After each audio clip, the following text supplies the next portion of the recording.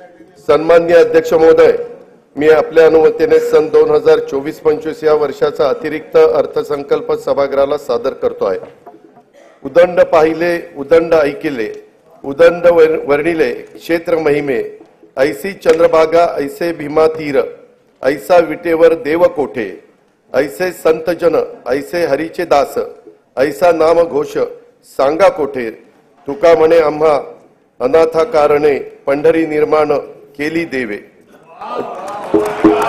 बोला कुंडली वरते हरी विठ्ठल श्री ज्ञानदेव तुकाराम पंढरीनाथ महाराज की जय।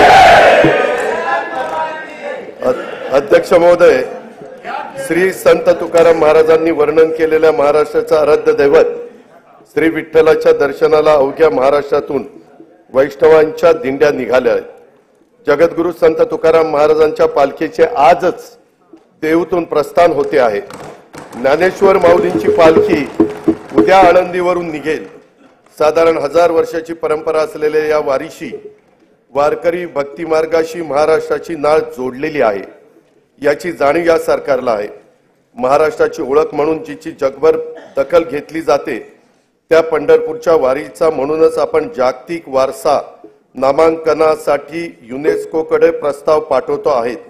आपल्या परंपरेची पताका खांद्यावर घेऊन जाणाऱ्या लाखो वारकऱ्यांविषयी कृतज्ञता म्हणून सरकारने या वर्षापासून प्रतिदिंडी 20,000 रुपये निधी देण्याचा निर्णय घेतला आहे। निर्मल वारीसाठी 36,71,00,000 रुपयांचा निधी उपलब्ध करून दिला आहे। मुख्यमंत्री वैद्यकीय सहाय्यता कक्षाच्या माध्यमातून देहू, आळंदी ते पंढरपूर या दोन्ही मुख्य पालखी मार्गावरील सर्व वारकऱ्यांची आरोग्य तपासणी केली जाणार आहे। आवश्यकतेनुसार मोफत औषधोपचार देखील केले जाणार आहेत। कीर्तनकार, वारकरी, भजनी मंडळ यांना सोयी सुविधा उपलब्ध करून देण्यासाठी तसेच पालखी मार्गाचे व्यवस्थापन करण्यासाठी मुख्यमंत्री वारकरी संप्रदाय महामंडळ स्थापन करण्याचा निर्णय घेण्यात आलेला आहे। लोकसभेच्या नुकत्याच झालेल्या निवडणुकीमध्ये राष्ट्रीय लोकशाही आघाडीला बहुमत प्राप्त झाले आहे। केंद्रात माननीय श्री नरेंद्र मोदीजी यांच्या नेतृत्वाखाली सलग तिसऱ्यांदा सरकार स्थापन झाले आहे।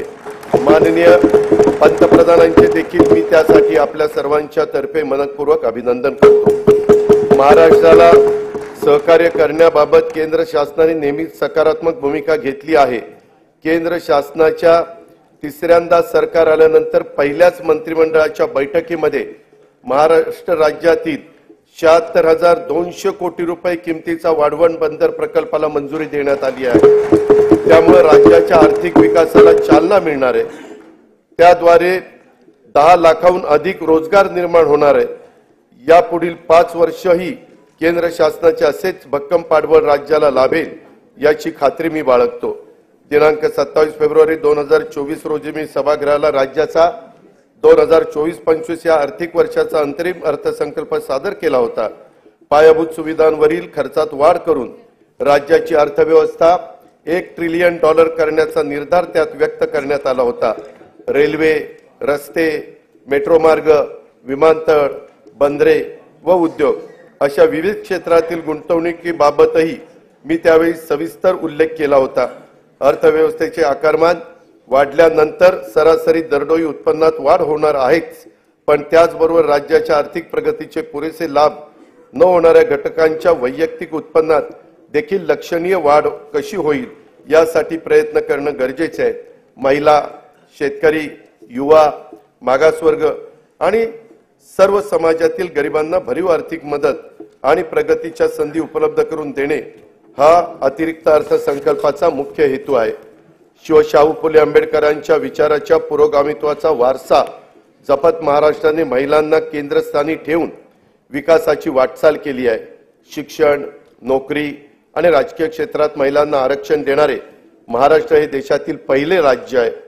राज्याने 1994 मध्ये पहिले महिला धोरण जाहीर केले, त्यात वेळोवेळी काल सुसंगत सुधारणा करण्यात आल्या। नुकतेच राज्याचे 4थे अष्टसूत्री महिला धोरण जाहीर करण्यात आले आहे। महिला व मुलींना सामाजिक, प्रशासकीय आणि राजकीय क्षेत्रात समान हक्क व दर्जा प्राप्त होण्यास करता पोषण आहार, स्वास्थ्य, शिक्षण, उद्योजकता तसेच कौशल्य विकास आणि रोजगारांसाठी विविध योजना प्रभावीपणे राबवण्यात येतील।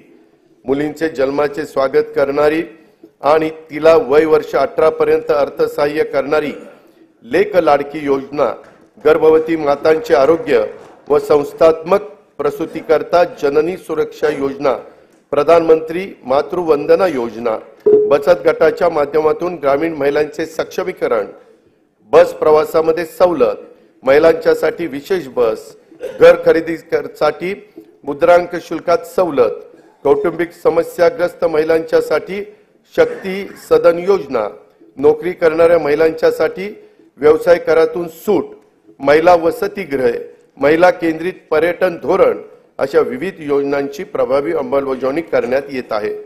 स्त्री ही कुटुंबाचा आधार असते। आता ती एकूणच समाजाचाच केंद्रबिंदू होते आहे। कुटुंबाचं व्यवस्थापन आणि अर्थार्जन अशा दोन्ही आघाड्यांवर ती लढते आहे। एक हाती कुटुंब सांभाळणाऱ्या कर्तबगार मुलं घडवणाऱ्या महिलाही आपल्याला पाहायला मिळतात। वेगवेगळ्या परीक्षांच्या निकालाच्या वेळी तर मुलींची आघाडी हा तर आता नियमित होऊ पाहतो आहे। अशा आपल्या कर्तृत्वान माय भगिनींना संधीची कवाडे आणखी खुली करणे, त्यांना प्रोत्साहन देणे हे सरकार म्हणून आपले कर्तव्यच आहे। म्हणून आमच्या लेकी बहिणींच्यासाठी मुख्यमंत्री माझी लाडकी बहीण योजना ही महत्वाकांक्षी आणि व्यापक योजना आज मी घोषित करत आहे। महिलांचे आर्थिक स्वातंत्र्य व स्वावलंबन, आरोग्य व पोषणासहित सर्वांगीण विकासासाठी या योजनेअंतर्गत वय 21 ते 60 वर्ष वयोगटातील पात्र महिलांना शासनातर्फे दरमहा 1,500 रुपये प्रदान करण्यात येतील। मुख्यमंत्री माझी लाडकी बहीण योजनेसाठी दरवर्षी 46,000 कोटी रुपयाचा निधी उपलब्ध करून देण्यात येईल। योजनेची अंमलबजावणी जुलै 2024 पासून करण्यात येईल। आपल्या शासनाने सन 2023-24 पासून लेक लाडकी ही योजना सुरू केली आहे। मुलींच्या जन्मापासून ती 18 वर्षाची होईपर्यंत तिला टप्प्याटप्प्याने एकूण 1,01,000 रुपये प्रदान करण्यात येतात। पिवळ्या आणि केशरी शिधापत्रिका धारक कुटुंबात दिनांक 1 एप्रिल 2023 रोजी किंवा त्यानंतर जन्म झालेल्या कन्येला हे अर्थसहाय्य करण्यात येतं। दिनांक 1 मे 2024 नंतर जन्माला आलेल्या व्यक्तींच्या नावाची नोंद शासकीय दस्तऐवजांच्या मध्ये त्यांचं नाव, नंतर आईचं नाव, नंतर वडिलांचं नाव आणि नंतर आडनाव या क्रमाने करण्याचं बंधनकारक देखील करण्यात आलेलं आहे। या वर्षीच्या अंतरिम अर्थसंकल्पात मी महिलांच्यासाठी स्वयंरोजगार निर्मिती तसेच सुरक्षित प्रवासासाठी पिंक ई रिक्षा योजनेची घोषणा केली होती। योजनेच्या पहिल्या टप्प्यात राज्यातील 17 शहरात 10,000 महिलांना रिक्षा खरेदीसाठी अर्थसहाय्य करण्यात येईल। या योजनेच्या करता 80 कोटी रुपयांचा निधी उपलब्ध करून देण्यात येईल। शुभमंगल सामूहिक नोंदणीकृत विवाह योजनेत लाभार्थी मुलींना देण्यात येणारे अनुदान पहिलं 10,000 रुपये होतं, आता ते 10,000 रुपयावरून 25,000 रुपये करण्यात आले आहे। राज्यातील सर्व आरोग्य उपकेंद्रात स्तन, गर्भाशय, मुखाच्या कर्करोग तपासणीसाठी उपकरणे व साहित्य उपलब्ध करून देण्यात येईल। त्यासाठी 78 कोटी रुपये निधीची तरतूद करण्यात येईल। रुग्णांची विशेषतः आमच्या गरोदर माता व बालकांची आरोग्य संस्थेत मोफत ने-आण करण्यासाठी 3,324 रुग्णवाहिका कार्यरत आहेत। त्यातील जुन्या रुग्णवाहिकांच्या जागी नव्या रुग्णवाहिका उपलब्ध करून देण्यात येतील। महिलांची पाण्यासाठी होणारी पायपीट थांबवण्यासाठी हर घर नल हर घर जल संकल्पनेअंतर्गत जल जीवन मिशन कार्यक्रमातून ग्रामीण भागातून 1,25,66,986 घरांना न जोडणी देण्यात आली आहे। राहिलेल्या 21,04,932 घरांसाठीचे काम प्रगतीपथावर आहे। स्वयंपाकांच्यासाठी वापरल्या जाणाऱ्या इंधनाचा आणि महिलांच्या आरोग्याचा फार जवळचा संबंध असतो। महिलांच्या आरोग्याच्या नेहमीच तक्रारी कमी करायच्या असतील तर त्यांना स्वच्छ इंधन पुरवणं ही आपली जबाबदारी आहे। LPG गॅसचा वापर त्या दृष्टीने सर्वात सुरक्षित असल्याने या इंधनाचा वापर वाढवला पाहिजे। गॅस सिलेंडर प्रत्येक घराला परवडेल यासाठी प्रत्येक पात्र कुटुंबाला वर्षाला 3 गॅस सिलेंडर मोफत देणारी मुख्यमंत्री अन्नपूर्णा योजना मी आज जाहीर करत आहे। ही योजना पर्यावरण संरक्षणाला सहाय्यभूत ठरेल आणि 52,16,412 लाभार्थी कुटुंबांना या योजनेचा लाभ देण्यात येईल। अंगणवाडी सेविका, मदतनीस व मिनी अंगणवाडी सेविका यांना सध्या सेवानिवृत्ती, मृत्यू, राजीनामा इत्यादी प्रकरणी 1 लाख रुपयांपर्यंतचा लाभ देण्यात येत आहे। महाराष्ट्र राज्य ग्रामीण जीवनोन्नती अभियानांतर्गत 6,48,000 महिला बचत गट कार्यरत असून ही संख्या 7 लाख करण्यात येणार आहे। बचत गटाच्या फिरच्या निधीच्या रकमेत 15,000 वरून 30,000 रुपये वाढ करण्यात आली आहे। उल्वे, नवी मुंबई येथे युनिटी मॉल बांधण्यात येत असून त्यातून महिला बचत गट व कारागिरांना उत्पादनाच्या प्रदर्शन व विक्रीसाठी हक्काचे व्यासपीठ उपलब्ध होईल। महिला बचत गटांनी उत्पादित केलेल्या वस्तूंना सध्या उमेद मार्ट आणि ई-कॉमर्स ऑनलाईन प्लॅटफॉर्म तसेच प्रदर्शनाच्या माध्यमातून बाजारपेठ उपलब्ध करून दिली जाते। याद्वारे आतापर्यंत 15 लाख महिला ह्या लखपती दीदी होण्याचा मान मिळाला असून या वर्षात 25 लाख महिलांना लखपती करण्याचं उद्दिष्ट शासनाने ठरवलेलं आहे। महिला लघु उद्योजकांसाठी या आर्थिक वर्षापासून पुण्यश्लोक अहिल्यादेवी होळकर महिला स्टार्टअप योजना सुरू करण्यात येणार आहे। स्टार्टअपच्या अनुषंगाने अखिल भारतीय स्तरावरील महासंमेलन राज्यात आयोजित करण्यात येईल।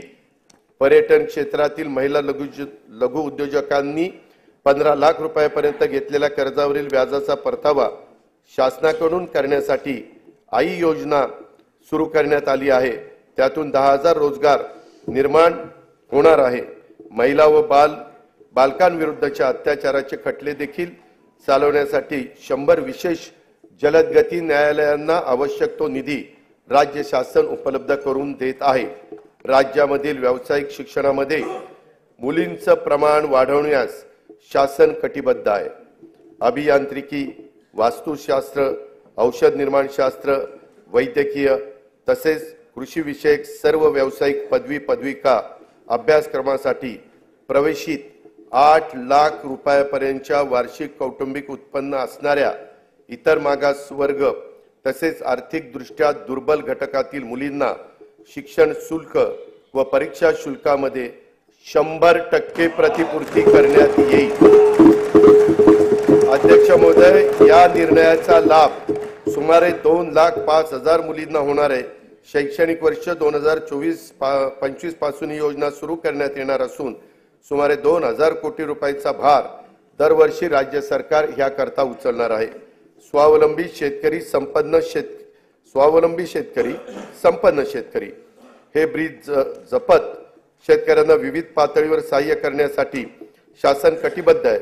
बी बियाणासाठी थेट अनुदान, सिंचन सुविधा, आधुनिक तंत्रज्ञानाचा वापर, शेतीपूरक उद्योगांना प्रोत्साहन, शेतमालाचे मूल्यवर्धन, शेतमाल साठवणूक, बाजारपेठेची उपलब्धता इत्यादींबाबत विविध योजना राबवण्यात येत आहे। शासनाने सन 2023-24 या आर्थिक वर्षापासून शेतकऱ्यांना आर्थिक सहाय्य करण्यासाठी नमो शेतकरी महासन्मान निधी, 1 रुपयात पीक विमा, गोपीनाथ मुंडे शेतकरी सुरक्षा सानुग्रह अनुदान अशा विविध योजना सुरू केलेल्या आहेत। शेती आणि संबंधित क्षेत्राच्या ठळक तरतुदीकडे मी आता सभागृहाचं लक्ष वेधित आहे। नैसर्गिक आपत्तीमुळे झालेल्या शेती पिकांच्या नुकसानापोटी शेतकऱ्यांना जुलै 2022 पासून 15,245 कोटी 76 लाख रुपयांची मदत करण्यात आलेली आहे। नोव्हेंबर-डिसेंबर 2023 मधील अवकाळी पावसामुळे बाधित झालेल्या 24,47,000 शेतकऱ्यांना आतापर्यंत 2,253 कोटी रुपयांची मदत देण्यात आली आहे। नुकसानीच्या क्षेत्राची मर्यादा 2 ऐवजी यावेळेस 3 हेक्टर करण्यात आली आहे राज्य आपत्ती प्रतिसाद निधीच्या निकषापेक्षा अधिक दराने ही मदत करण्यात आली आहे। खरीप हंगाम 2023 करता राज्यातील 40 तालुक्यांमध्ये दुष्काळ तर 1021 महसूल मंडळामध्ये दुष्काळ सदृश परिस्थिती जाहीर करण्यात आली असून तिथे विविध सवलती लागू करण्यात आल्या आहेत। नुकसानीचे पंचनामे जलद व पारदर्शक होण्याकरता नागपूर विभागामध्ये घेतली गेलेली ई पंचनामा प्रणालीची चाचणी यशस्वी झाल्याने ही प्रणाली आता संपूर्ण राज्यामध्ये लागू करण्यात येणार आहे। नमो शेतकरी महासन्मान निधी योजनेअंतर्गत आज तागायत एकूण 92,43,000 शेतकरी कुटुंबांना 5,318 कोटी 47 लाख रुपयाचं अनुदान देण्यात आलेलं आहे। 1 रुपयात पीक विमा योजनेअंतर्गत 59,57,000 शेतकऱ्यांना 3,504 कोटी 66 लाख रुपयाची रक्कम आजपर्यंत अदा करण्यात आलेली आहे। गोपीनाथ मुंडे शेतकरी अपघात सुरक्षा सानुग्रह अनुदान योजनेअंतर्गत 2,694 शेतकरी कुटुंबांना 52 कोटी 82 लाख रुपयांचे अनुदान वाटप करण्यात आलेले आहे। महात्मा ज्योतिराव फुले शेतकरी कर्जमुक्ती योजनेअंतर्गत पीक कर्जाची नियमित परतफेड करणाऱ्या 14,33,000 शेतकऱ्यांना प्रोत्साहनपर रक्कम 5,190 कोटी रुपये अदा करण्यात आलेली आहे। उर्वरित रकमेचे वाटप देखील त्वरित त्या ठिकाणी देण्यात येईल। नानाजी देशमुख कृषी संजीवनी प्रकल्पाच्या पहिल्या टप्प्यात विदर्भ आणि मराठवाड्यातील 16 जिल्ह्यांच्यासाठी 5,469 कोटी रुपयांच्या विविध योजना यशस्वीपणे पूर्ण करण्यात आल्या आहेत। या प्रकल्पाचा 6,000 कोटी रुपये किमतीचा दुसरा टप्पा 21 जिल्ह्यांमध्ये राबवण्यात येणार आहे। माननीय बाळासाहेब ठाकरे कृषी व्यवसाय व ग्रामीण परिवर्तन प्रकल्पाअंतर्गत 1,561 कोटी 64 लाख रुपये किमतीच्या 767 उपप्रकल्पांना मंजुरी देण्यात आली आहे। त्याचा लाभ सुमारे 9 लाख शेतकऱ्यांना होणार आहे। विदर्भ आणि मराठवाड्यातील 14 विपत्तीग्रस्त जिल्ह्यातील केशरी शिधापत्रिका धारक शेतकऱ्यांना अन्नधान्याऐवजी दरमहा रोख रक्कम अदा करण्यात येते। मे 2024 पर्यंत या पद्धतीने 11,85,000 लाभार्थींना 113 कोटी 36 लाख रुपये अदा करण्यात आले आहेत। राष्ट्रीय कृषी विकास योजना आणि राज्य पुरस्कृत कृषी यांत्रिकीकरण योजनेतून गेल्या 3 वर्षात 2,14,000 शेतकऱ्यांना ट्रॅक्टर आणि पॉवर टिलर आदी यांत्रिकी शेती उपकरणांच्या खरेदीसाठी 1,239 कोटी रुपयाचं अनुदान देण्यात आलेलं आहे। शेतमालाच्या स्थानिक पातळीवर साठवणुकीसाठी गाव तेथे गोदाम ही योजना राबवण्यात येणार आहे। या योजनेत पहिल्या टप्प्यात 100 नवीन गोदामांचे बांधकाम तसेच अस्तित्वातील गोदामांची दुरुस्ती केली जाणार आहे। कापूस, सोयाबीन तसेच अन्य तेलबियांच्या उत्पादकतेमध्ये वाढ आणि मूल्य साखळी विकासासाठी विशेष कृती योजना राबवण्यात येत आहे। या योजनेसाठी सन 2024-25 मध्ये 341 कोटी रुपयाचा निधी उपलब्ध करून देण्यात येत आहे। आधारभूत किमतीनुसार खरीप व रब्बी हंगामातील कडधान्य व तेलबियांच्या नाफेड मार्फत खरेदीसाठी 100 कोटी रुपयाचा फिरता निधी स्थापन करण्यात येईल। कापूस व सोयाबीन पिकांच्या राज्याच्या शेती उत्पन्नामध्ये मोठा वाटा आहे। मागील वर्षी आंतरराष्ट्रीय घडामोडी व अन्य कारणामुळे झालेल्या किमतीतील घसरणीमुळे शेतकऱ्यांना नुकसान सोसावं लागलं। शेतकऱ्यांना दिलासा देण्यासाठी खरीप पणन हंगाम 23-24 मध्ये कापूस व सोयाबीन उत्पादक शेतकऱ्यांना 2 हेक्टर प्रमाणे हेक्टरच्या मर्यादेत प्रति हेक्टरी 5,000 रुपयाचं अर्थसहाय्य देण्याची घोषणा मी करीत आहे। अध्यक्ष महोदय, ही घोषणा खरं तर निर्णय कॅबिनेटनी मागच घेतला होता, पण 3 दिवसात आचारसंहिता लागली, त्यामुळे नंतर आम्हाला त्याचे जे काही वितरण करायचं होतं ते करता आलेलं नव्हतं।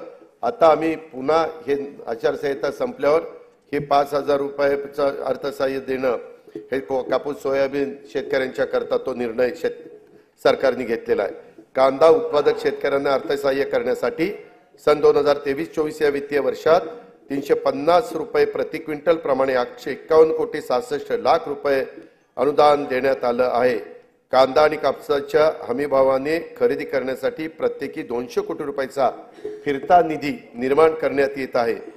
खरीप पडन हंगाम 2023-24 मध्ये 6 लाख धान उत्पादक शेतकऱ्यांना प्रति हेक्टरी 20,000 रुपयाप्रमाणे 1,350 कोटी रुपये प्रोत्साहन रक्कम प्रदान करण्यात आली आहे। शासकीय नवीन दुग्ध व्यवसाय उद्योजकता प्रकल्प सुरू करणार आहे। पशुसंवर्धन, दुग्ध व्यवसाय, पशुचारा आणि पशुखाद्य उत्पादन या क्षेत्रात नव उद्योजक निर्माण करणे, रोजगार आणि स्वयंरोजगाराच्या माध्यमातून शेतकऱ्यांच्या मध्ये आर्थिक उन्नती साधणे, पशूंची उत्पादकता वाढवणे हा या प्रकल्पाचा उद्देश आहे। नोंदणीकृत 2,93,000 गायींचे दूध उत्पादकांना प्रति लिटर 5 रुपये प्रमाणे 223 कोटी 83 लाख रुपये अनुदान वितरित करण्यात आले आहे। राहिलेले अनुदान देखील त्वरित वितरित करण्यात येईल। तसेच गायीचे दूध उत्पादक शेतकऱ्यांना आधार देण्यासाठी 1 जुलै पासून प्रति लिटर 5 रुपयाप्रमाणे अनुदान देण्याची योजना 1 जुलै 2024 पासून पुढे चालू ठेवण्यात येईल असेही मी जाहीर करत आहे। शेळी मेंढी पालन व्यवसायातील संख्यात्मक व गुणात्मक वाढीसाठी पुण्यश्लोक अहिल्यादेवी होळकर महाराष्ट्र मेंढी व शेळी विकास महामंडळाच्या भाग भांडवलात लक्षणीय वाढ करण्यात आली आहे। शेळी मेंढी पालन आणि कुक्कुट पालनाला प्रोत्साहन देण्यासाठी 2 नवीन प्रकल्प राबवण्यात येत आहे। राज्याचा मत्स्य उत्पादनात गेल्या 2 वर्षात मोठ्या प्रमाणामध्ये वाढ झाली आहे। मत्स्य बाजार स्थापना तसेच मासळी विक्री सुविधांच्यासाठी आवश्यक निधी उपलब्ध करून देण्यात येणार आहे। अटल बांबू समृद्धी योजनेतून 10,000 हेक्टर खासगी क्षेत्रावर बांबूंची लागवड करण्यात येणार आहे। त्यासाठी शेतकऱ्यांना बांबू रोपे तसेच इतर आवश्यक बाबींकरता प्रति रोपासाठी 175 रुपयाचे अनुदान देण्यात येणार आहे। राज्यातील पडीक जमिनीवर मोठ्या प्रमाणावर बांबूची लागवड करण्यात येणार आहे। नंदुरबार जिल्ह्यातील 1,20,000 रुपये क्षेत्रावर बांबूची लागवड करून या योजनेची सुरुवात करण्यात येणार आहे। वन्य प्राण्यांच्या हल्ल्यात जीवितहानी झाल्यास द्यावयाच्या नुकसान भरपाईच्या रकमेत 20 लाख रुपयावरून 25 लाख रुपये आणि त्यात कायमचं अपंगत्व आल्यास 5 लाख रुपयावरून 7.5 लाख रुपये, गंभीर जखमी झाल्यास 1.25 लाख रुपयावरून 5 लाख रुपये, किरकोळ जखमी झाल्यास 20,000 रुपयावरून 50,000 रुपये अशा प्रकारची वाढ करण्यात आली आहे। शेती पिकाच्या नुकसान भरपाई करता देय रकमेत कमाल मर्यादेत पहिली 25,000 रुपये होती, ती आता आम्ही 50,000 रुपये वाढ करतोय। पशुधन हानीच्या नुकसान भरपाईतही भरीव अशा प्रकारची वाढ करीत आहोत। विविध कारणांमुळे अपूर्ण राहिलेले सिंचन प्रकल्प पूर्ण करण्यासाठी गेल्या 2 वर्षापासून विशेष मोहीम राबवण्यात येत आहे। आतापर्यंत 108 प्रकल्पांना सुप्रमा देण्यात आलेली आहे। जयंत पाटील साहेब, 108 प्रकल्पांना आपल्या वेळेस काय पुढे जायचंच नाही। ते येत्या 2 वर्षात 61 प्रकल्प पूर्ण होणे अपेक्षित आहे। या प्रकल्पातून सुमारे 3,65,000 हेक्टर सिंचन क्षमता निर्माण होणार आहे। राज्यातील कार्यान्वित प्रकल्पाच्या अपेक्षित आणि प्रत्यक्ष सिंचन क्षमतेतील तफावत दूर करण्यासाठी महाराष्ट्र सिंचन सुधारणा कार्यक्रम हाती घेण्यात येत आहे। या कार्यक्रमातून 155 प्रकल्पांच्या कालवे वितरण प्रणालीची सुधारणा करण्यात येणार आहे।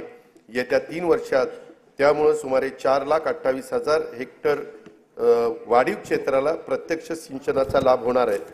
अध्यक्ष महोदय, विविध अपूर्ण सिंचन प्रकल्प पूर्ण करणे तसंच प्रकल्पाच्या वितरण प्रणालीतील सुधारणांच्यासाठी नाबार्डकडनं 15,000 कोटी रुपयाचं दीर्घ मुदतीचं अर्थसहाय्य मंजूर झालेलं आहे। ते आपण केव्हाही उचलू शकतो आणि हे प्रकल्प मार्गी लावू शकतो। उपसा सिंचन योजनांना वापरल्या जाणाऱ्या विजेचा खर्च कमी करणं तसंच शाश्वत वीज पुरवठ्यासाठी म्हैसाळ जिल्हा सांगली तसेच येथे पथदर्शी सौर ऊर्जा प्रकल्प राबवण्यात येणार आहे। या प्रकल्पाची अंदाजित किंमत 1,594 कोटी रुपये असून त्याचा लाभ सांगली आणि सोलापूर जिल्ह्यातील सुमारे 75,000 शेतकरी कुटुंबांना होणार आहे। स्वच्छ व हरित ऊर्जेचे ध्येय साध्य करण्यासाठी सर्व शासकीय उपसा जलसिंचन योजना सौर ऊर्जीकरण करण्यात येणार आहे। त्यामध्ये जनाई, शिरसाई, पुरंदर या उपसा सिंचन योजनांचाही समावेश आहे। या योजनांच्यासाठी 4,200 कोटी रुपयाचा खर्च अपेक्षित आहे। विदर्भातील नागपूर, वर्धा, अमरावती, यवतमाळ, अकोला, बुलढाणा या जिल्ह्यातील 3,71,277 हेक्टर क्षेत्रात सिंचनाचा लाभ देण्यासाठी वैनगंगा नळगंगा नदीजोड प्रकल्पाद्वारे गोसीखुर्द प्रकल्पातून 62.57 टीएमसी पाणी वळवण्याचे नियोजन आहे। कोल्हापूर आणि सांगली जिल्ह्यातील पुरामुळे होणारी जीवित व वित्तहानी टाळावी आणि अतिरिक्त पाणी दुष्काळग्रस्त भागात वळवता यावे यासाठी जागतिक बँकेच्या सहाय्याने 3,200 कोटी रुपये किमतीचा महाराष्ट्राचा प्रतिसादक्षम विकास कार्यक्रम राबवण्यात येणार आहे। जलयुक्त शिवार अभियान 2 अंतर्गत मार्च 2024 अखेर 49,651 कामे पूर्ण झाली असून यावर्षी 650 कोटी रुपयांचा निधीची तरतूद करण्यात आली आहे। गाळ मुक्त धरण, गाळ युक्त शिवार योजनेअंतर्गत राज्यातील एकूण 338 जलाशयातून गाळ काढण्याचं काम सुरू आहे। लोकसहभागाच्या आतापर्यंत 83,39,818 घनमीटर गाळ काढण्यात आला आहे। शेतकऱ्यांना दिवसा अखंडित वीज पुरवठा करण्यासाठी कृषी वाहिन्यांचे विलगीकरण आणि सौर ऊर्जाकरण करण्याचा 15,000 कोटी रुपयाचा प्रकल्प हाती घेण्यात आला आहे। शेतकऱ्यांना मोफत वीज उपलब्ध व्हावी, मोफत यासाठी मागेल त्याला सौर ऊर्जा पंप या योजनेच्या करता 8,50,000 शेतकऱ्यांना सौर ऊर्जा पंप उपलब्ध करून देण्याचे मी जाहीर करीत आहे। अध्यक्ष महोदय, तूफानों में संभलना जानते हैं, अंधेरों को बदलना जानते हैं, चिरागों का कोई मजहब नहीं है, ये हर महफिल में जलना जानते हैं। माननीय पंतप्रधान नरेंद्र मोदी यांच्या नेतृत्वाखाली सरकारच्या दूरदर्शी धोरणामुळे 2047 पर्यंत भारत विकसित देश म्हणून उदयाला येईल। भारत ही जगातील तिसरी मोठी अर्थव्यवस्था होण्याच्या वाटेवर आहे। अर्थव्यवस्थेच्या या वाढीमध्ये तरुण उद्योजकांचा वाटा मोठा असणार आहे। युवा वर्गाला अधिक सक्षम, कुशल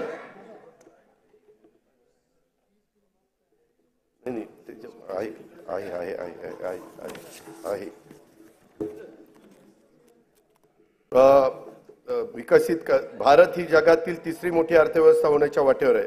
अर्थव्यवस्थेच्या या वाढीमध्ये तरुण उद्योजकांना वाटा मोठा असणार आहे। युवा वर्गाला अधिक सक्षम व कुशल आणि तंत्रस्नेही करण्यासाठी कौशल्य उद्योजकता विकासाच्या तसेच आर्थिक पाठबळ देण्याबाबत योजना सुरू आहेत। त्या अधिक परिणामकारक राबवण्याचा तसेच नवीन योजना सुरू करण्याचा शासनाचा मानस आहे। मी आता युवा वर्गासाठीच्या योजनांच्याकडे सभागृहाचं लक्ष वेधतो। राज्यातील विविध शैक्षणिक संस्थांच्या मधून दरवर्षी 11 लाख विद्यार्थी पदविका, पदवी, पदव्युत्तर परीक्षा उत्तीर्ण होतात। प्रमाणपत्र व अल्प मुदतीत अभ्यासक्रम पूर्ण करणाऱ्या विद्यार्थ्यांची संख्या देखील मोठी असते। औद्योगिक आणि बिगर औद्योगिक आस्थापनांमध्ये प्रत्यक्ष कामाद्वारे प्रशिक्षण घेतल्यास गरजू युवकांना रोजगाराची संधी तसेच उद्योगांना प्रशिक्षित मनुष्यबळ उपलब्ध व्हावे या उद्देशाने दरवर्षी 10 लाख तरुण तरुणींना प्रत्यक्ष कामावरील प्रशिक्षण देण्यासाठी मुख्यमंत्री युवा कार्य प्रशिक्षण योजना मी जाहीर करीत आहे। या योजनेअंतर्गत शासनामार्फत प्रशिक्षणार्थी दरमहा 10,000 रुपये प्रमाणे विद्यावेतन देण्यात येईल। त्यासाठी दरवर्षी 10,000 कोटी रुपयाचा खर्च अपेक्षित आहे। शासनाच्या योजनांची माहिती जनतेपर्यंत पोहोचवण्यासाठी दरवर्षी 50,000 युवकांना कार्य प्रशिक्षण देण्यात येईल। जागतिक बँक सहाय्यित 2307 कोटी रुपये किमतीच्या मानवी विकासासाठी उपयोजित ज्ञान आणि कौशल्य विकास प्रकल्पाअंतर्गत 500 औद्योगिक प्रशिक्षण संस्थांची दर्जावाढ तसेच मॉडेल ITI जागतिक कौशल्य केंद्र महाराष्ट्र राज्य कौशल्य विद्यापीठ डेटा सेंटर अशा विविध संस्थांचे बळकटीकरण आणि उद्योजकता विकास कार्यक्रम राबवण्यात येणार आहे। मुंबई, पुणे, नागपूर, अमरावती, यवतमाळ, कोल्हापूर, छत्रपती संभाजीनगर, कराड जिल्हा सातारा, अवसरी खुर्द जिल्हा पुणे येथील तंत्र शिक्षण संस्थांच्या मध्ये सेंटर ऑफ एक्सलन्स स्थापन करण्यास मान्यता देण्यात आली आहे। पंडित दीनदयाळ उपाध्याय रोजगार मेळावा व नमो महारोजगार मेळाव्यातून रोजगार इच्छुक युवांना नोकरीची संधी उपलब्ध करून दिल्या जात आहेत। या माध्यमातून सन 2023-24 मध्ये 95,478 उमेदवारांची नोकरीसाठी निवड झाली आहे। स्वामी विवेकानंद आंतरराष्ट्रीय कौशल्य विकास प्रबोधिनी मुंबईत गोवंडी येथे कार्यान्वित झाली आहे। राज्याच्या ग्रामीण भागात 511 प्रमोद महाजन ग्रामीण कौशल्य विकास केंद्रे स्थापन करण्यात आली असून या केंद्रातून 15 ते 45 वयोगटातील 18,980 उमेदवार कौशल्य प्रशिक्षण घेत आहेत। विविध समाज घटकांच्यासाठी रोजगारभिमुख प्रशिक्षण कार्यक्रम तसेच संशोधनाचे काम करण्यासाठी आदिवासी संशोधन प्रशिक्षण संस्था TRTI, डॉक्टर बाबासाहेब आंबेडकर संशोधन व प्रशिक्षण संस्था बार्टी, छत्रपती शाहू महाराज संशोधन व प्रशिक्षण संस्था सारथी, महात्मा ज्योतिबा फुले संशोधन व प्रशिक्षण संस्था महाज्योती, महाराष्ट्र संशोधन व प्रशिक्षण प्रबोधिनी अमृत इत्यादी संस्था काम करतायत। या संस्थांच्या मार्फत एकूण 2,51,393 विद्यार्थ्यांना रोजगारभिमुख प्रशिक्षण देण्यात आले असून त्यापैकी 52,000 विद्यार्थ्यांना नोकरीच्या संधी प्राप्त झालेल्या आहेत। शाश्वत ऊर्जा, आरोग्य तसेच कृषी क्षेत्रात कृत्रिम बुद्धिमत्तेच्या वापराबाबत संशोधनासाठी राज्यातील विद्यापीठ आणि संशोधक यांच्या संयुक्त विद्यमाने संशोधन व नव उपक्रम केंद्रे स्थापित करण्यात आली आहेत। त्यासाठी विद्यापीठ व शासनाकडून प्रत्येकी 50 कोटी रुपये असा 100 कोटी रुपयांचा निधी उपलब्ध करून देण्यात येणार आहे। शबरी आदिवासी वित्त व विकास महामंडळामार्फत राबवण्यात येणाऱ्या स्वयंरोजगार अर्थसहाय्याच्या योजनेच्यासाठी 100 कोटी रुपयाची निधीची तरतूद करण्यात आलेली आहे। अनुसूचित जाती, अनुसूचित जमाती, विमुक्त जाती, भटक्या जमाती, इतर मागासवर्ग, विशेष मागास प्रवर्ग तसेच खुल्या प्रवर्गातील विद्यार्थ्यांना विदेशात उच्च शिक्षणासाठी शिष्यवृत्ती योजना राबवण्यात येत आहे। अल्पसंख्याक समुदायातील विद्यार्थ्यांसाठी देखील सन 2024-25 पासून विदेशी शिक्षणासाठी शिष्यवृत्ती योजना लागू करण्यात आली आहे। वसतिगृहात प्रवेश न मिळालेल्या आर्थिक दृष्ट्या दुर्बल घटकातील विद्यार्थ्यांना शैक्षणिक वर्ष 23-24 पासून डॉक्टर पंजाबराव देशमुख वसतिगृह निर्वाह भत्ता योजनेअंतर्गत भरीव वाढ करून दरवर्षी 38 ते 60 हजार रुपयापर्यंत निवास भत्ता देण्यात येत आहे। इतर मागासवर्गीय, विमुक्त जाती, भटक्या जमाती आणि विशेष मागास प्रवर्गातील उच्च शिक्षण घेणाऱ्या विद्यार्थ्यांना ज्ञानज्योती सावित्रीबाई फुले आधार योजनेअंतर्गत देखील भरीव वाढ करून दरवर्षी 38,000 ते 60,000 रुपयापर्यंत निवास भत्ता देण्यात येणार आहे। गोपीनाथ मुंडे ऊसतोड कामगार विकास महामंडळामार्फत ऊसतोड कामगारांच्या मुलामुलींच्यासाठी 82 शासकीय वसतिगृह स्थापन करण्यास मंजुरी देण्यात आलेली आहे। राज्यात सध्या 1 लाख लोकसंख्येमागे 84 डॉक्टर आहेत। सन 2035 पर्यंत आपल्याला 1 लाख लोकसंख्येमागे 100हून अधिक डॉक्टर करण्याचे साठी वैद्यकीय महाविद्यालयाची प्रवेश क्षमता वाढवणं आवश्यक आहे। त्यासाठी राज्यात विविध ठिकाणी 100 विद्यार्थी प्रवेश क्षमतेची नवीन शासकीय वैद्यकीय महाविद्यालय आणि 430 खाटांचे संलग्न रुग्णालय स्थापन करण्यास मान्यता देण्यात आलेली आहे। त्यात जालना, हिंगोली, धाराशिव, परभणी, नाशिक, जळगाव, अमरावती, बुलढाणा, वाशिम, वर्धा, भंडारा, गडचिरोली, सातारा, अलिबाग, सिंधुदुर्ग, रत्नागिरी, पालघर आणि अंबरनाथ जिल्हा ठाणे या शहरांचा समावेश करण्यात आलेला आहे। मौजे सावर तालुका म्हसाळा जिल्हा रायगड येथे 100 विद्यार्थी प्रवेश क्षमतेचे नवीन शासकीय युनानी महाविद्यालय स्थापन करण्यास मान्यता देण्यात आली आहे। बुलढाणा जिल्ह्यात नवीन शासकीय आयुर्वेदिक महाविद्यालय स्थापन करण्यात येणार आहे। शासकीय वैद्यकीय महाविद्यालयातील कनिष्ठ व वरिष्ठ निवासी डॉक्टर यांच्या विद्यावेतनात तसेच मानसेवी अध्यापकांच्या मानधनात देखील भरीव वाढ करण्यात आली आहे। ट्रस्ट सेक्टरमधील उद्योगांना देण्यात येणाऱ्या विशेष प्रोत्साहनामुळे नजीकच्या काळात राज्यात अंदाजे 1 लाख कोटी रुपयांची गुंतवणूक होणार असून त्यातून 50,000 रोजगार निर्माण होणार आहे। हरित हायड्रोजन उत्पादनासाठी विकासकांबरोबर झालेल्या सामंजस्य करारानुसार 2,11,400 कोटी रुपयांची गुंतवणूक होणार असून त्याद्वारे 55,900 रोजगार निर्माण होणार आहेत। महापे नवी मुंबई येथे 25 एकर जागेत India gems and jewellery park नियोजित आहे। त्यात 2,000 सूक्ष्म लघु व मध्यम उद्योग घटकांना समावेश असून 50,000 कोटी रुपयांची गुंतवणूक होणार आहे। त्यातून 1 लाख रोजगार निर्माण होतील। एकात्मिक व शाश्वत वस्त्रोद्योग धोरण 2023 ते 28 जाहीर करण्यात आले असून या अंतर्गत 5 वर्षात 25,000 कोटी रुपयांची भरीव गुंतवणूक आणि 5 लाख रोजगार अपेक्षित आहे। कॅप्टिव्ह मार्केट योजनेमुळे सूतगिरणी, यंत्रमाग, प्रोसेसिंग, पॅकिंग तसेच वाहतूक क्षेत्रात मोठ्या प्रमाणात रोजगार निर्माण होणार आहे। खाजगी गुंतवणूक वाढवण्यासाठी लघु वस्त्रोद्योग संकुले तसेच टेक्निकल टेक्सटाईल पार्क उभारण्याचे शासनाने ठरवलेले आहे। सिंधुदुर्ग जिल्ह्यात आंतरराष्ट्रीय दर्जाचे स्कुबा डायव्हिंग केंद्र सुरू करण्यात येणार असून बुडीत जहाजावरील प्रवाळाचे दर्शन हे त्यांचे विशेष आकर्षण असेल। या प्रकल्पासाठी 20 कोटी रुपये खर्च अपेक्षित आहे। त्यातून 800 ते 1000 स्थानिकांना रोजगार उपलब्ध होईल। अध्यक्ष महोदय, हयात लेके चलो, कायनात लेके चलो, चलो तो सारे जमाने को साथ लेकर चलो। दारिद्र्य निर्मूलन आणि जनतेचे राहणीमान उंचावण्यासाठी शासन अरे कधीतरी समाधान माना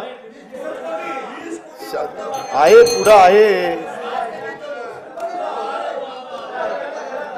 जनतेचे राहणीमान उंचावण्यासाठी शासन कटिबद्ध असून विविध योजनांच्या माध्यमातून अविरतपणे सामाजिक विकासाचे प्रयत्न सुरू आहेत। अनुसूचित जाती उपाययोजनेखाली शाळा, आश्रमशाळा, विद्यार्थ्यांकरता वसतिगृह, शिष्यवृत्ती, आरोग्य सेवा, रोजगार इत्यादी करता विविध योजना राबवण्यात येतात।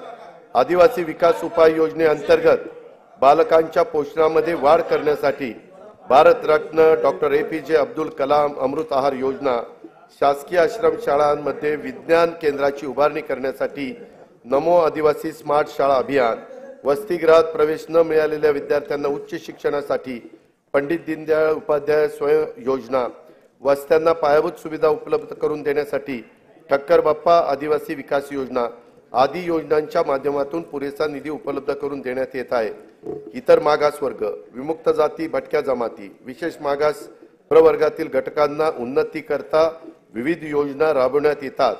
या प्रवर्गातील विद्यार्थ्यांच्या करता आश्रमशाळा, ऊसतोड कामगारांच्या मुलांच्यासाठी आश्रमशाळा, विद्यानिकेतन, धनगर समाजासाठीच्या विविध योजना, क्रांती ज्योती सावित्रीबाई फुले शिष्यवृत्ती योजना, डॉक्टर पंजाबराव देशमुख वसतिगृह योजना, तांडा वस्ती मुक्त वसाहत योजना इत्यादी योजनांच्या माध्यमातून पुरेसा निधी उपलब्ध करून देण्यात येत आहे।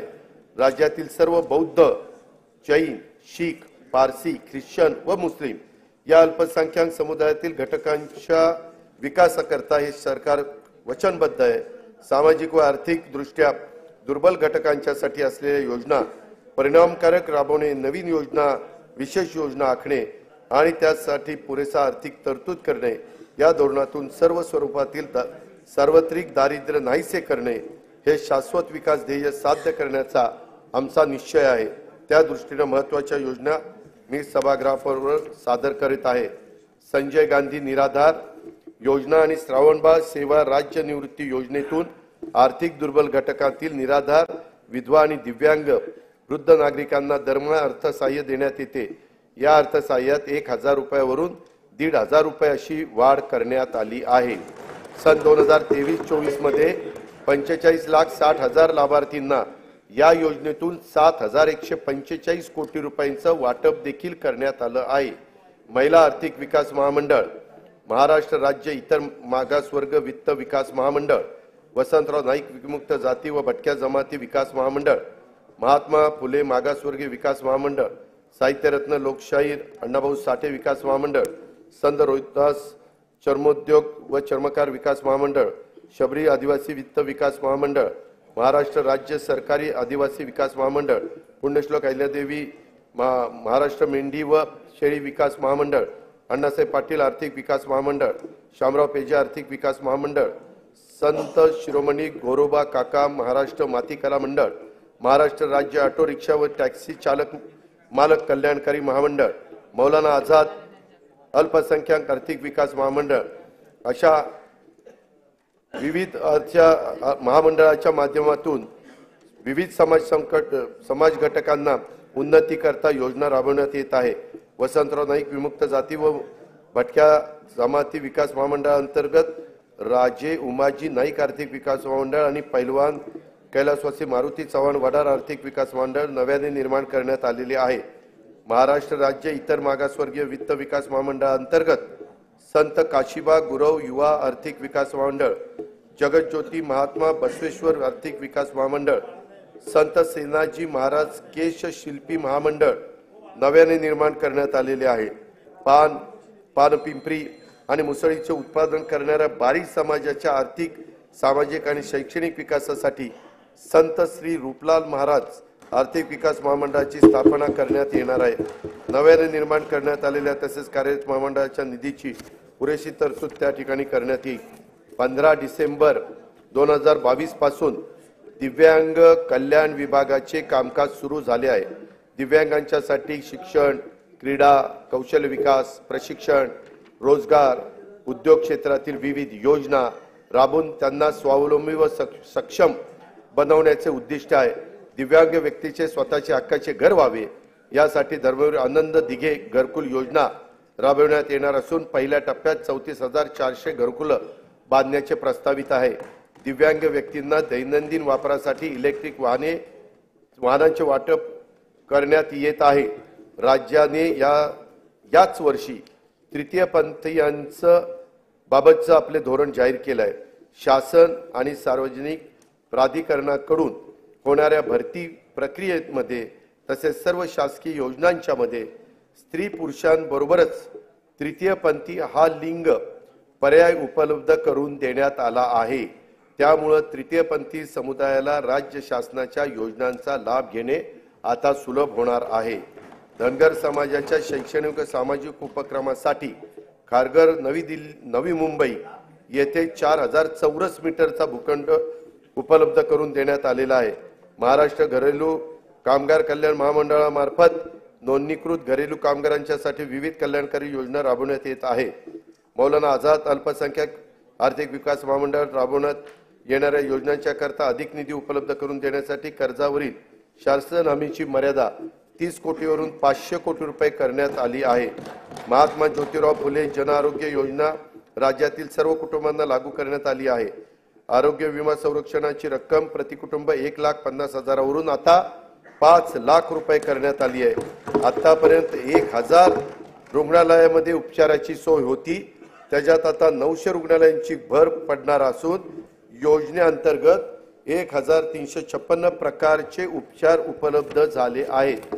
सार्वजनिक आरोग्य विभागाच्या रुग्णालयामध्ये तपासण्या, चाचण्या आणि उपचार मोफत करण्यात येतात। या निर्णयामुळे बाह्य रुग्ण, अंतरुग्ण, लहान शस्त्रक्रिया, एक्सरे चाचणी आणि प्रयोगशाळा चाचण्यांमध्ये भरीव वाढ झाली आहे। शहरी भागातील गरजू जनतेसाठी विनामूल्य तपासणी, वैद्यकीय चाचण्या व उपचारांच्यासाठी सुविधा असलेले हिंदू हृदय सम्राट बाळासाहेब ठाकरे आपला दवाखाना 347 ठिकाणी कार्यान्वित करण्यात आलेला आहे। महाराष्ट्र राज्य बिगर कृषी सहकारी पतसंस्था नियामक मंडळाला पतसंस्थांच्या स्थिरीकरण व तरलतेसाठी 100 कोटी रुपयाचा निधी उपलब्ध करून देण्यात येणार आहे। प्रधानमंत्री आवास योजना, रमाई आवास योजना, शबरी, पारधी व आदिम आवास योजना, मोदी आवास योजना, यशवंतराव चव्हाण मुक्त वसाहत योजना, पुण्यश्लोक अहिल्यादेवी होळकर घरकुल योजना इत्यादी माध्यमातून पुढील 5 वर्षात 35,40,491 घरकुल बांधण्यात येणार आहेत। सन 2024-25 मध्ये विविध घरकुल योजनांच्या करता 7,425 कोटी रुपयाची तरतूद करण्यात आलेली आहे।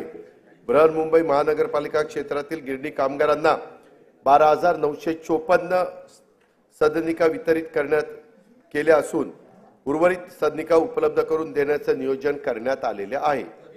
सन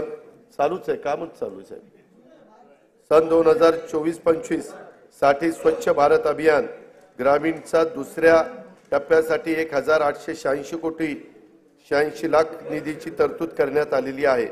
राज्यातील अंगणवाडी कर्मचारी, आशा वर्कर, कोतवाल, पोलीस पाटील, ग्रामीण जीवनोन्नती अभियानातील संसाधन व्यक्ती यांच्या मानधनात भरीव वाढ करण्यात आलेली आहे। आता मी अर्थसंकल्पातील पायाभूत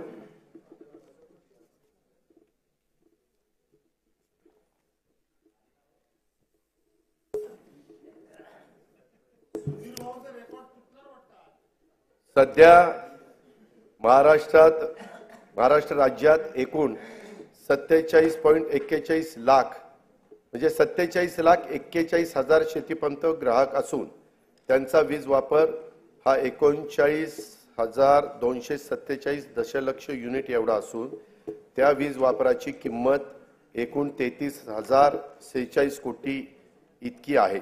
शासनाकडून दरवर्षी शेतीपंप ग्राहकांना 6,984 कोटी रुपये एवढी सबसिडी आणि रुपये 9,500 कोटी क्रॉस सबसिडीच्या माध्यमातून थेट मदत दिली जाते।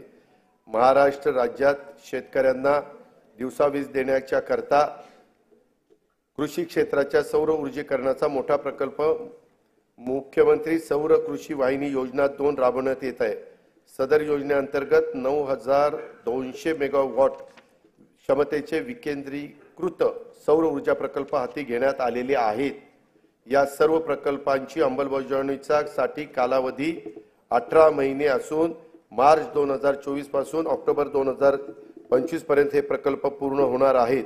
ह्याच्याकरता जेवढी जमीन लागणार होती ती सगळी जमीन प्राजक्त सरकारकडेच उपलब्ध झाली आणि ती आपण हँडओव्हर देखील त्या ठिकाणी केली।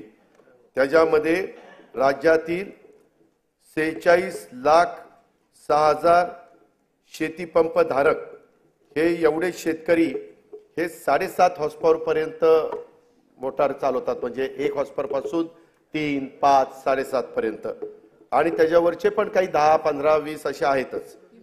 ते सगळे 3 लाख आहेत, परंतु हे 44,06,000 आहेत। यांचा पूर्णपणे वीज माफीचा निर्णय राज्य सरकारने घेतलेला आहे। त्यासाठी राज्य सरकारवर जेवढा भार शासनावर पडणार आहे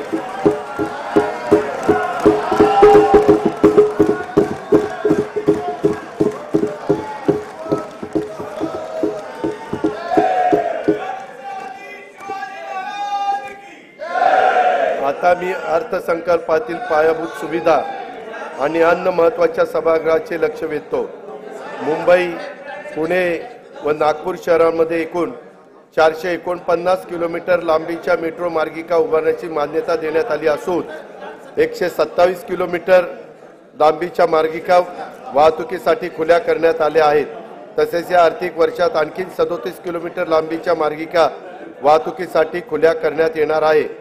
शिवडी नावाशेवा प्रकल्पांतर्गत शिवडी वरळी जोड रस्त्यांचे 57% काम झाले असून डिसेंबर 2025 अखेर या प्रकल्पाचे काम पूर्ण करण्यात येणार आहे। बाळकूम येथे गायमुख या नियोजित ठाणे किनारी मार्गाची लांबी 13.45 किलोमीटर असून सुमारे 3,364 कोटी रुपये किमतीचे हे काम मे 2028 पर्यंत पूर्ण होणे अपेक्षित आहे। स्वराज्य रक्षक छत्रपती संभाजी महाराज मुंबई किनारी मार्गाचे बहुतांशी काम पूर्ण झाले असून दोन्ही मार्गिका अंशतः खुल्या करण्यात आल्या आहेत। प्रधानमंत्री ग्राम सडक योजनेच्या तिसऱ्या टप्प्यात सुमारे 6500 किलोमीटर लांबीच्या रस्ते सुधारणांचं उद्दिष्ट आहे। सद्यस्थितीत 2303 किलोमीटर लांबीच्या रस्त्याचं काम पूर्ण झाले असून उर्वरित कामे प्रगतीपथावर आहेत। मुख्यमंत्री ग्राम सडक योजनेच्या तिसऱ्या टप्प्यात 23,000 किलोमीटर लांबीचे रस्त्यांची कामे आगामी 3 वर्षात पूर्ण करण्याचं येणार आहेत। भगवान बिरसा मुंडा जोड रस्ते योजनेसाठी 1400 कोटी रुपयाचा तरतूद करण्यात आलेली आहे। संत सेवालाल महाराज जोड रस्ता योजना तसेच यशवंतराव होळकर जोड रस्ते योजनेची अंमलबजावणी लवकरच सुरू करण्यात येत आहे। परिवहन सेवेमध्ये सुधारणा तसेच हवेतील प्रदूषण कमी करण्यासाठी 19 महानगरपालिकांमध्ये पीएमई बस सेवा योजना राबवण्यात येणार आहे। इलेक्ट्रिक बसेस उपलब्ध करणे, बस आगारे आणि विद्युत पायाभूत सुविधा उभारणी आदी बाबींचा या योजनेमध्ये समावेश आहे। अग्निशमन सेवाचा विस्तार आणि आधुनिकीकरण करण्यासाठी 615 कोटी रुपयाची योजना राबवण्यात येणार आहे। ही योजना ड वर्ग महानगरपालिका, सर्व नगर परिषदा व नगरपंचायतीमध्ये राबवण्यात येईल। धर्मादाय आयुक्तांच्या अधिपत्याखाली कार्यालयाचा मुंबई, नंदुरबार, नांदेड, वर्धा, अमरावती, कोल्हापूर येथील इमारतींच्या बांधकामासाठी अस्तित्वातील इमारतींचे नूतनीकरण करण्यासाठी 125 कोटी रुपयाचा निधी उपलब्ध करून दिला जाणार आहे। माननीय बाळासाहेब ठाकरे स्मृती मातोश्री ग्रामपंचायत बांधणी योजनेअंतर्गत 2567 ग्रामपंचायत कार्यालयाच्या बांधकामांना मान्यता देण्यात आली आहे। शिवकालीन 12 किल्ल्यांना जागतिक वारसा नामांकन प्राप्त व्हावे म्हणून युनेस्कोकडे प्रस्ताव पाठवण्यात आला आहे। कोकणातील कातळ शिल्पे, पंढरपूर वारी, दहीहंडी उत्सव आणि गणेशोत्सव याबाबतचे देखील प्रस्ताव पाठवण्यात येणार आहेत। शासनाकडून रायगड किल्ल्यावर शिवराज्याभिषेक सोहळा दरवर्षी साजरा करण्याचं ठरवले असून त्याचा आवश्यक तो निधी शासन उपलब्ध करून देणार आहे। वेंगुर्ला जिल्हा सिंधुदुर्ग येथे 66 कोटी रुपयाचे अंदाजित किमतीचा आंतरराष्ट्रीय दर्जाचा पाणबुडी प्रकल्प विकसित करण्यात येणार आहे।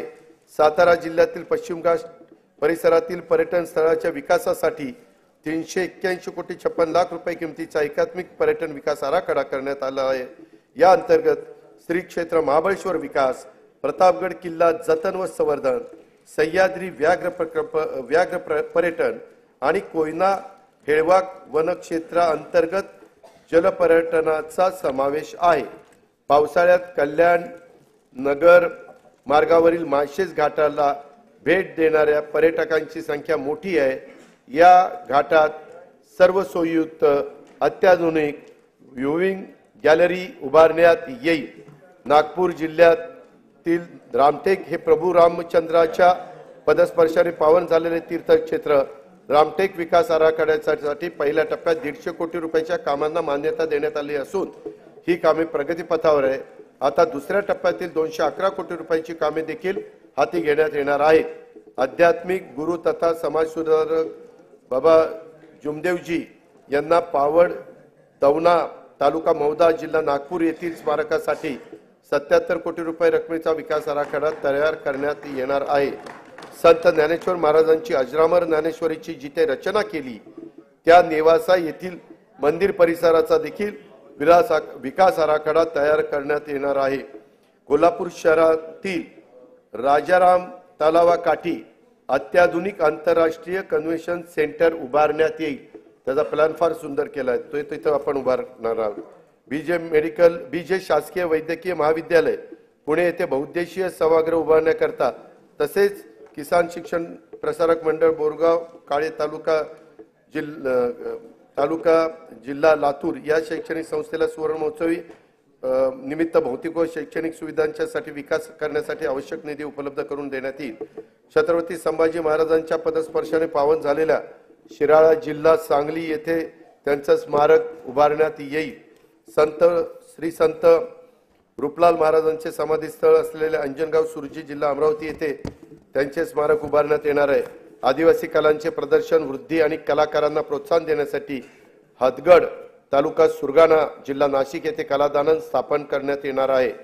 मुंबईतील साहित्यरत्न लोकशाहीर अण्णाभाऊ साठे संशोधन व प्रशिक्षण संस्थेचे 305 कोटी रुपयाच्या आराखड्याला मान्यता देण्यात आलेली आहे। जिल्हास्तर संस्थापक क्षमता वाढवून विकासाला चालना देण्यासाठी महास्ट्राईड हा 2232 कोटी रुपये किमतीचा प्रकल्प जागतिक बँकेच्या साहाय्याने राबवण्यात येणार आहे। भारतातील शेती मुख्यतः पावसावर अवलंबून आहे याची आपल्याला जाणीव आहे। मात्र गेल्या काही वर्षात झालेल्या जागतिक वातावरणातील बदलांमुळे मोसमी हवामान तीव्र बदल होत असून त्याचे दुष्परिणाम शेतकऱ्यांना भोगावे लागत आहे। अशा अडचणीत आलेल्या राज्यातील शेतकरी बांधवांना मदतीची गरज आहे।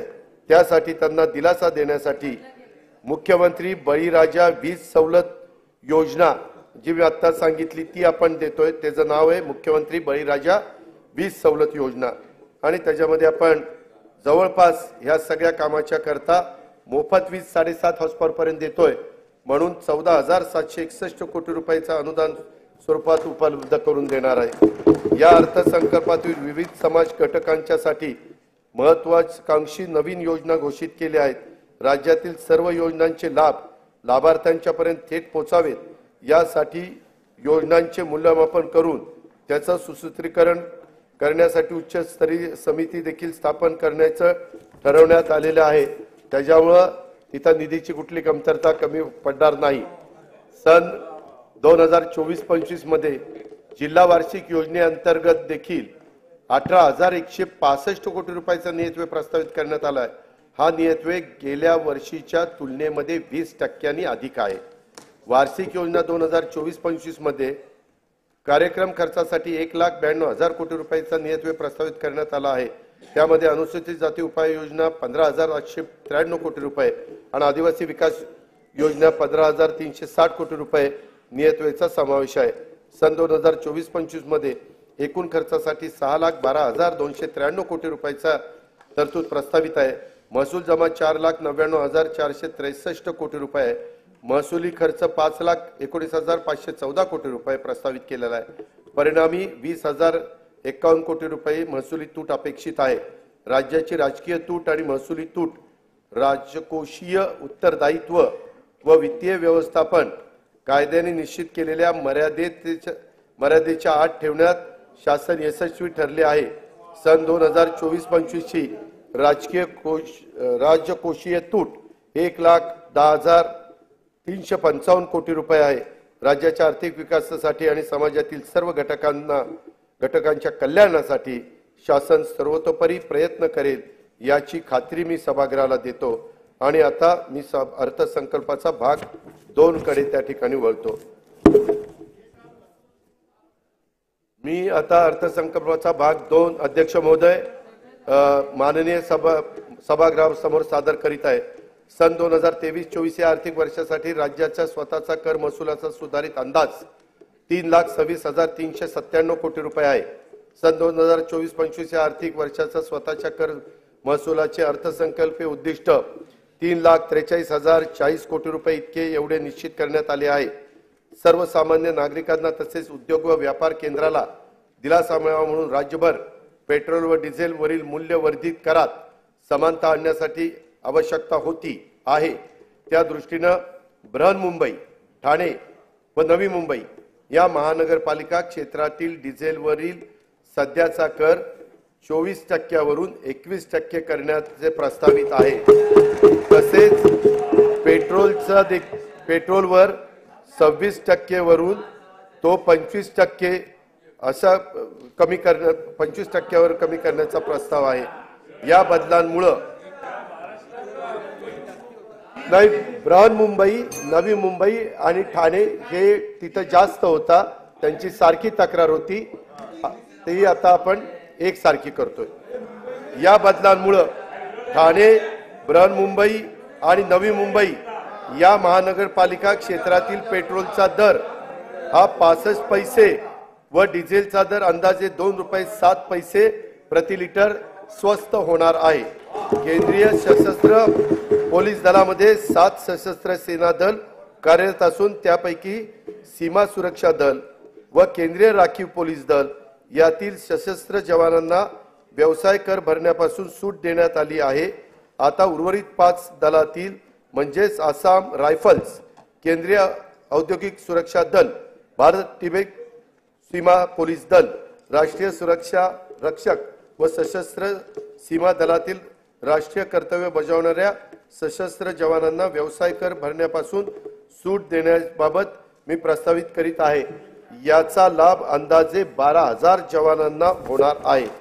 नोंदणी झालेल्या दस्तास कमी मुद्रांक शुल्क भरल्याचे निष्पन्न झाल्यास मुद्रांक शुल्काच्या फरकाच्या रकमेवर दस्त निष्पादित केल्याच्या तारखेपासून आकारण्यात येणारी दंडाची रक्कम ही 2% दरमहा होती, ती आता अध्यक्ष महोदय आपण 1% दरमहा करण्याचा निर्णय घेण्यात आलेला आहे। म्हणजे त्याच्यामध्ये 24% वर्षाला होती, ती आता 12% करण्यात आली।